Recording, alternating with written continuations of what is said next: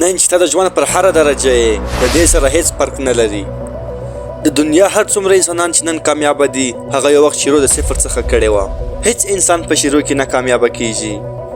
د هر کامیاب انسان تر شا د کلونو محنت پروت وي، که هغه فوټبالر وي، که هغه کرکټر وي، یا کوم بل هر انسان. په شروع کې صفر وو. په کامیابو خلکو باندې یو داسې وخت و چې د هغه سره هیڅ نه وه، نه پیسه، نه کاروبار، نه نام او نه شهرت. او نن هر څه ورسره دي، ځکه هغه په شروع کې د همدغه کامیابي لپاره شپه او ورځ محنت کولو. په کامیابه خلکو باندې یو وخت داسې و چې شپه ورځ به یې محنت کولو، پریکټیس به یې کولو، د خپلو غلطیانو څخه به یې زده کول. په همدغه پروسس باندې د ډېر عمر وروسته، د ډېرو کلونو وروسته هغه کامیابي حاصله کړله. آیا ته ویلی شې چې په دنیا کې داسې څوک شته چې پیدا شوي وي او کروڑپتی وي؟ آیا په دې دنیا کې داسې څوک شته چې پیدا شوی وي او میډالونه یې ګټلي وي؟ همدارنګه داسې څومره سپورټمینان دي چې پیدا شوي او کامیابه وي؟ آیا ته ویلی شې؟ زه درته وایم صفر. هو صفر.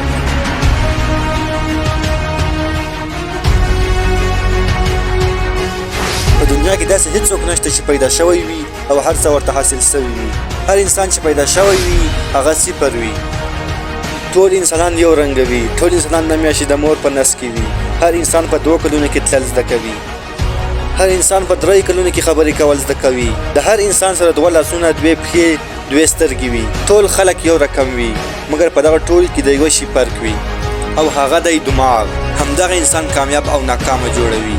کامیابه خلک محنت کوي، شپه او ورځې کوي، د قسمت، د خلکو او د پیسو لپاره نه ژاړي، مګر خپل قسمت په خپله لیکي.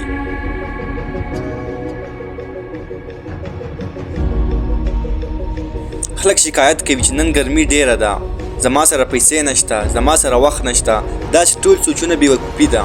هیڅ انسان په شپه 20 ساعته او شپه ورځ کې ژوند نه کوي. ټولو په ژوند کې 24 ساعته وي، مګر خبره دغه ده 24 ساعت استعمالول څرنګه کوي. که چیرې په ژوند کې په موقع کار ونه کړې، ته به هیڅکله کامیابه نه شې، ته به هیڅکله لوی چیز لاسته رانه وړې. ځکه په انګلیسي ژبه کې وایي چانس چینج د لایف، موقع ژوند بدلوي. نو هیڅکله خپله موقع د لاسه مه ورکوه. که چیرې موقع د لاسه ورکړې، کیدای شي په ژوند کې کامیابي له لاسه ورکړې. په دغه خبره باندې پوه شه چې ستا ژوند ډېر قیمتي دی، ستا د ژوند یو سیکنډ قیمتي دی. اکثره خلک په موبایل کې په ګنټو فالتو ویډیوګانې ګوري او وخت ضایع کوي، او بیا وایي چې زما سره وخت نشته. نو د دې لپاره د صفر څخه بیا تر کامیابي پورې هیڅوک خدای نه دی پیدا شوي. نو د دې لپاره هیڅوک خدای کامیابه نه دی پیدا شوي، مګر د دې لپاره کوشش کول غواړي، خپل هدف ته ځان رسول غواړي، شپه او ورځ کار کول غواړي، نوي چیزونه زده کول غواړي، او خپل ځان د کامیابي لپاره د محنت تیارولو ته تیارول غواړي. او په ژوند کې هر ورځ یو څه نوي چیز زده کړه، نوی فکر وکړه، نوی کار وکړه.